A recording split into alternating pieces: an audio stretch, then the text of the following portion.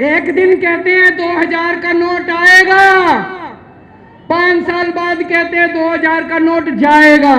कोई समझदार प्रधानमंत्री बनाया होता कम से कम ये तो बता देगा 2000 का नोट आएगा कि जाएगा।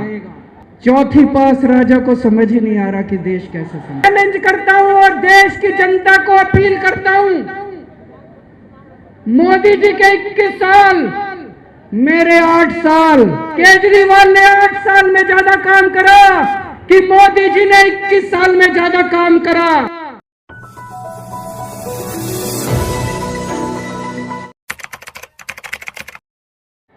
मोदी जी दिल्ली वालों के पीछे क्यों पड़े हैं? दिल्ली वालों के पीछे क्यों पड़े हैं मोदी जी?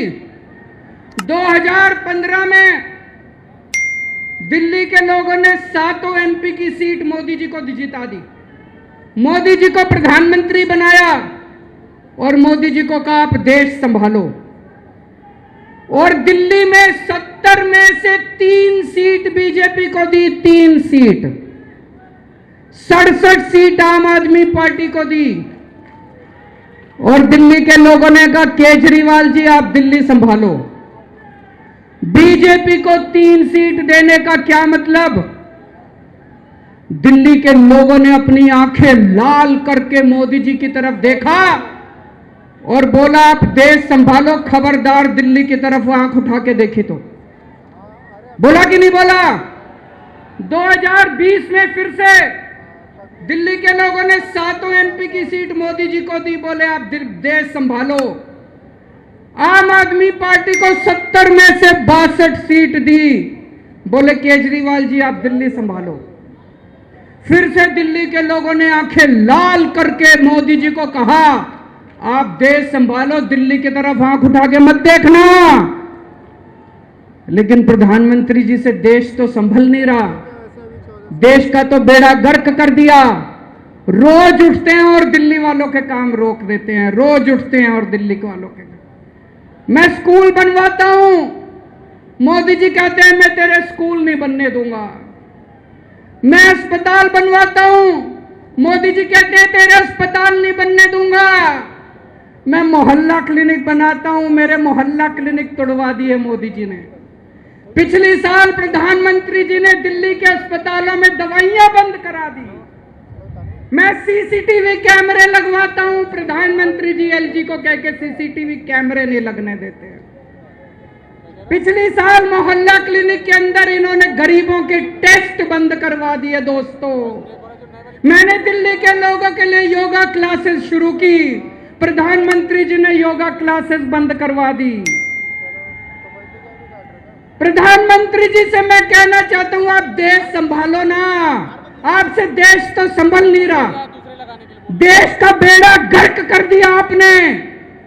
चारों तरफ इतनी महंगाई हो रही है, पेट्रोल 100 रुपए लीटर पहुंच गया, डीजल 90 रुपए लीटर पहुंच गया, दूध महंगा हो गया, सब्जियां महंगी हो गई, एलपीजी का सिलेंडर 1000 रुपए के ऊपर हो गया।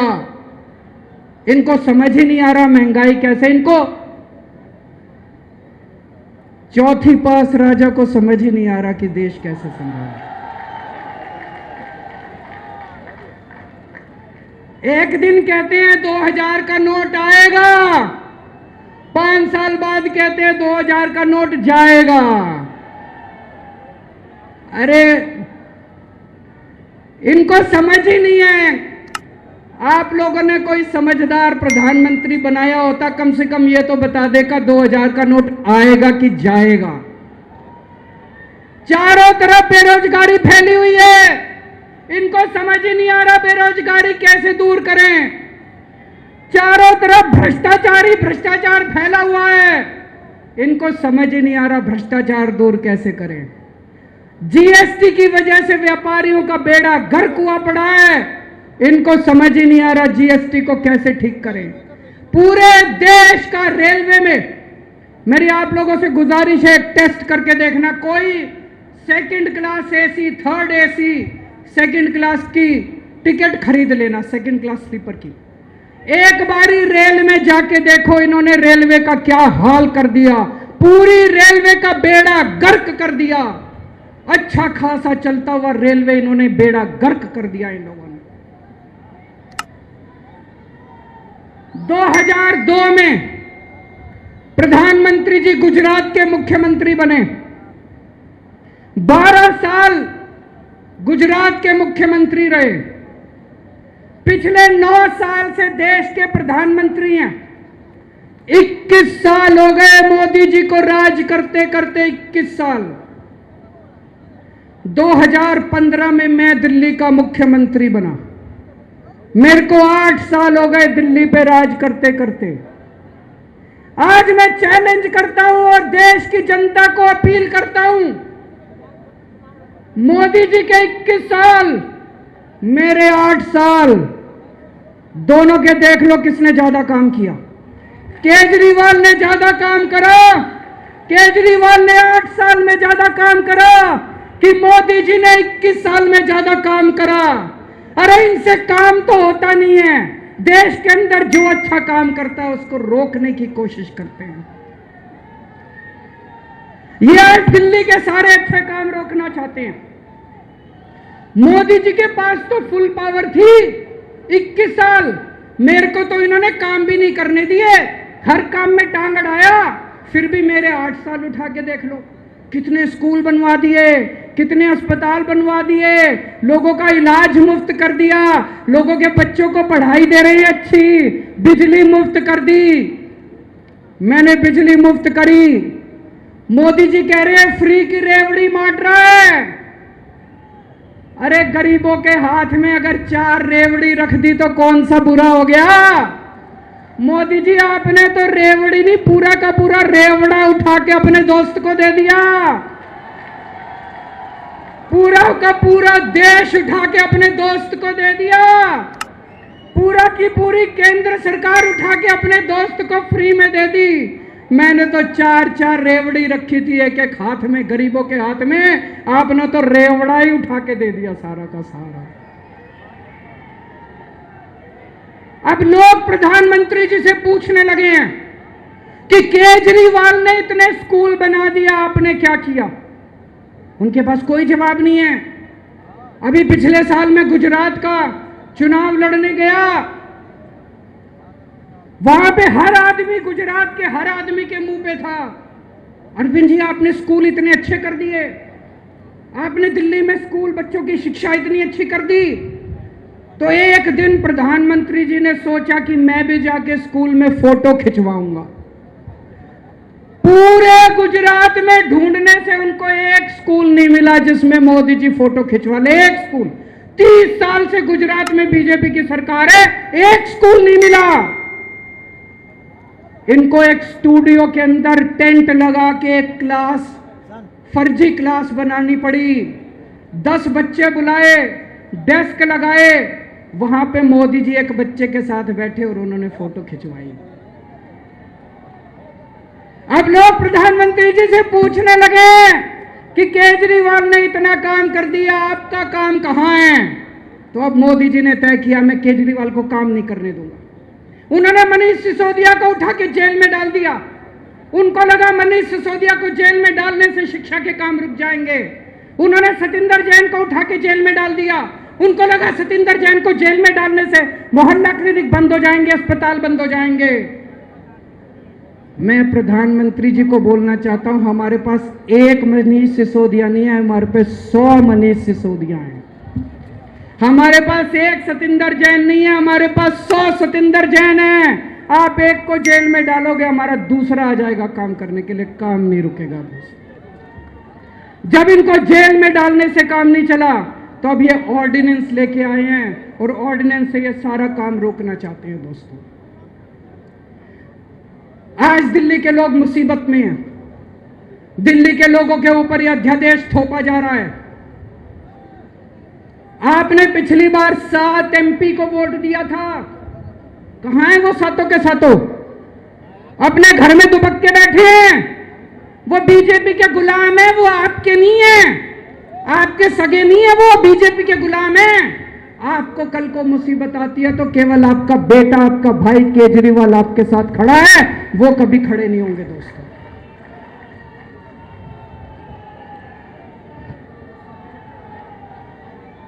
और अंत में मैं आपको एक कहानी सुनाना चाहता हूं।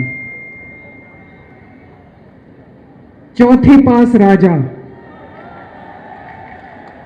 किस किस ने सुनी है ये कहानी? इस कहानी का महात्म्य है कि इस कहानी को जितनी बार सुनोगे, जितनी बार सुनाओगे, उतनी भगवान की कृपा आपके परिवार के ऊपर बरसेगी। इस कहानी का जितना प्रचार प्रसार करोगे, उतना देश की तरक्की होगी, उतना समाज की तरक्की होगी। तो जिन लोगों ने कहानी सुनी है वो भी बड़े ध्यान से दोबारा सुनना, अच्छे से सुनना और इसका खूब प्रचार प्रसार करना। ये कहानी एक राजा की है, एक चौथी पास राजा की कहानी है, एक अहंकारी राजा की कहानी है, एक भ्रष्टाचारी राजा की कहानी है। आप लोगों ने राजा और रानी की कई कहानियां सुनी होंगी। इस कहानी में राजा तो है, रानी नहीं है।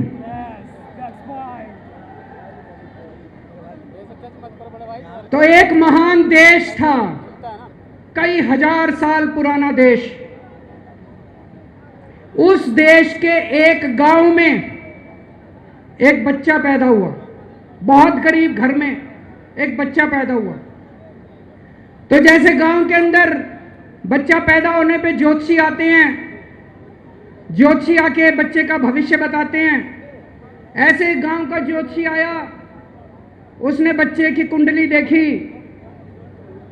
और बच्चे की मां को बोला कि माई, तेरा बेटा बड़ा होके बहुत बड़ा सम्राट बनेगा। माई को समझ नहीं आया, मैं इतनी गरीब, मेरा परिवार इतना गरीब, मेरा बेटा सम्राट कैसे बनेगा। खैर, बच्चा धीरे धीरे बड़ा होने लगा। गांव के सरकारी स्कूल में उसका एडमिशन करा दिया। उसका पढ़ने लिखने में मन नहीं लगता था। पढ़ते पढ़ते, क्लास करते करते चौथी में आके उसने नाम कटवा लिया। उसका पढ़ाई लिखाई में मन नहीं लगता था। बगल में, गांव के बगल में एक रेलवे स्टेशन था। घर में बहुत गरीबी थी। वो बच्चा वहां स्टेशन पे जाके चाय बेचने लगा।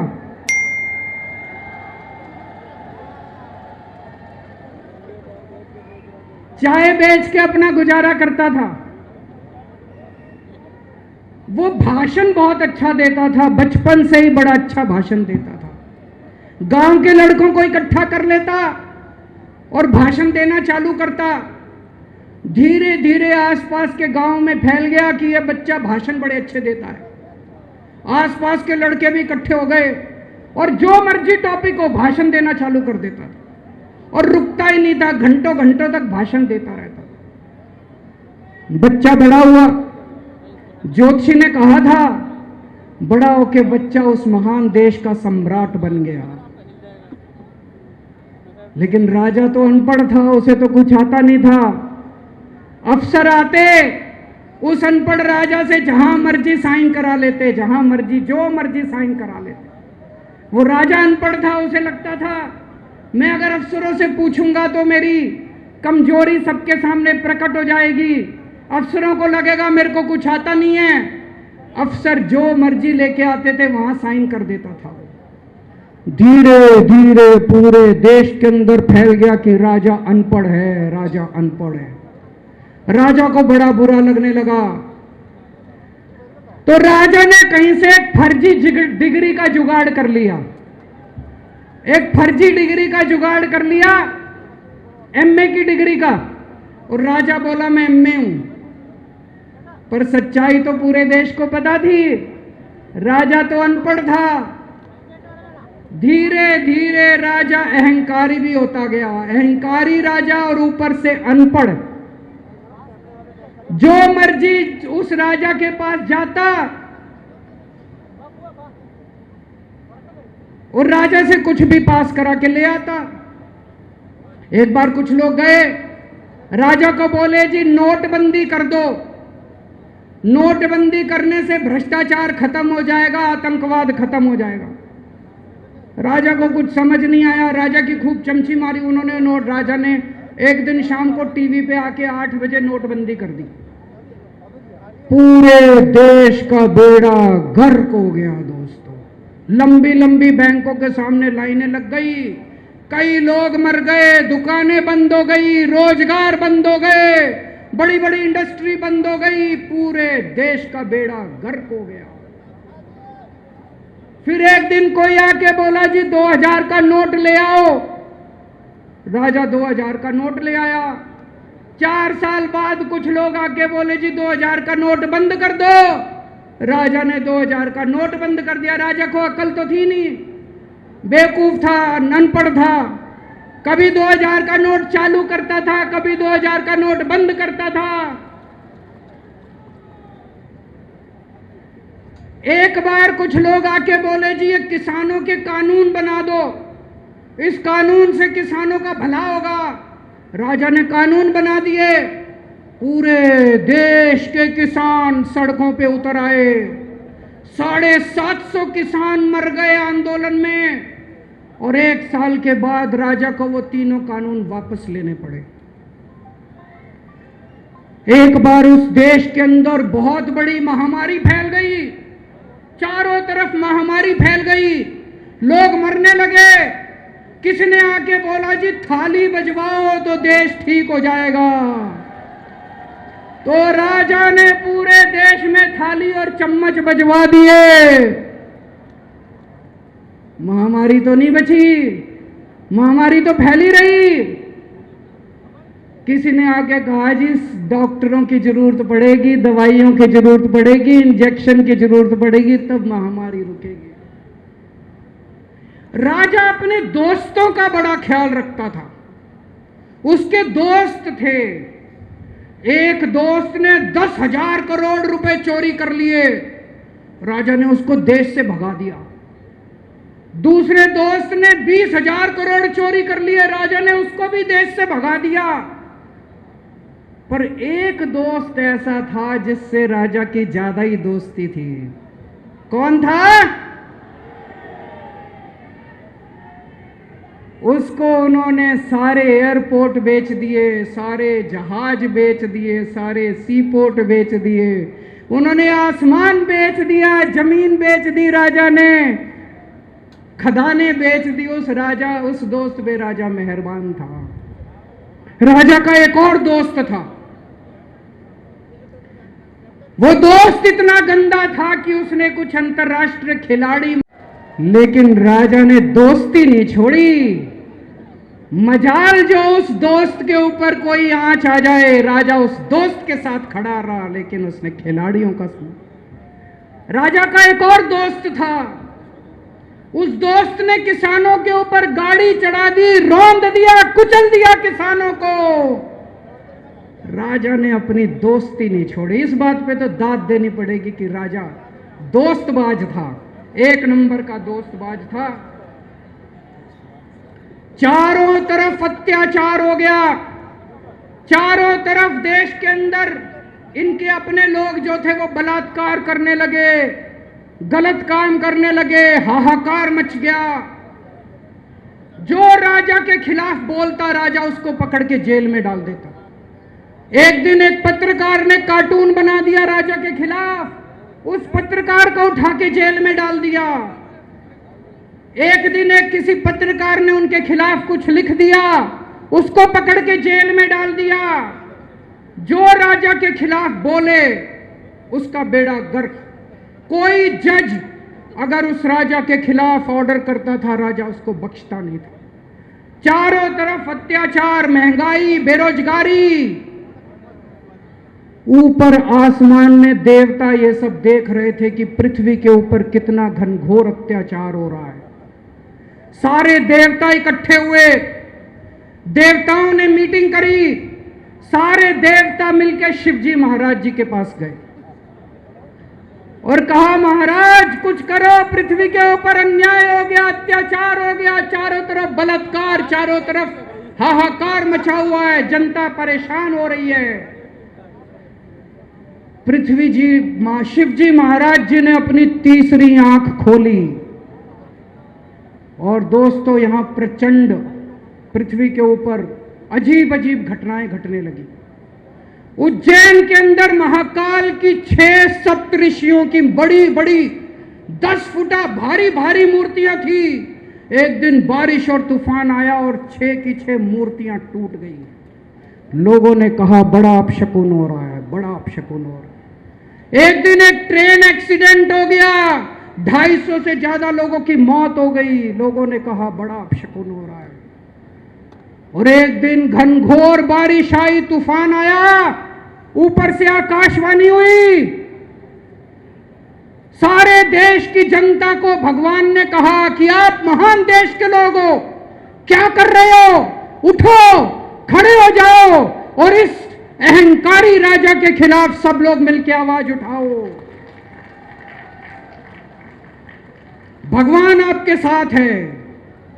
और उसके बाद दोस्तों सोई हुई जनता जाग गई और 1 साल के अंदर उस अहंकारी राजा का राजपाट जनता ने उखाड़ के फेंक दिया। और उसके बाद वो महान देश दिन दूनी रात चौगुनी प्रगति करने लगा।